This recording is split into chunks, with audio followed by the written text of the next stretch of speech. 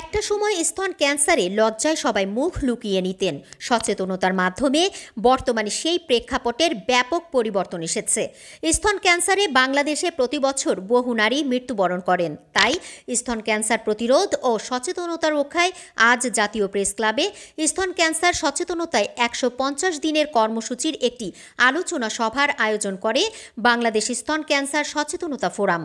সভায় ফোরামের প্রতিষ্ঠাতা ও প্রধান সমন্বয়কারী অধ্যাপক ডাক্তার মোহাম্মদ হাবিবুল্লাহ তালুকদার বলেন, স্তন ক্যান্সার মানেই মৃত্যু নয়, সচেতনতা আর সঠিক চিকিৎসা নিলে এই রোগ এখন নিরাময় সম্ভব।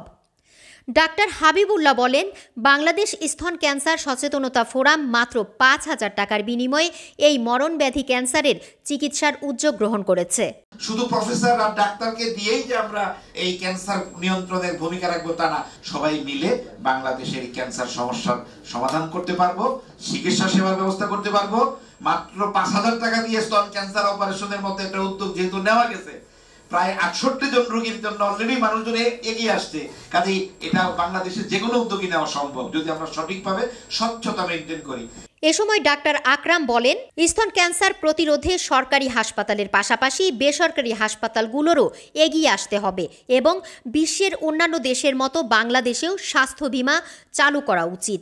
এর জন্য আমাদের এসেনশিয়াল স্বাস্থ্য বীমা হইতেই হবে বাংলাদেশে, কারণ আমাদের ভারতে আছে, আমাদের পার্শ্ববর্তী আপনি যদি থাইল্যান্ডে দেখেন, থাইল্যান্ডে আছে, ফিলিপিনে আছে, ইন্দোনেশিয়াতে আছে, কোন দেশে নাই স্বাস্থ্য বীমা, অথচ আমাদের দেশে নাই। পরে গণমাধ্যমের সহযোদ্ধাদের কৃতজ্ঞতা স্মারক ২০২৪ উপলক্ষে সম্মাননা প্রদান করা হয়।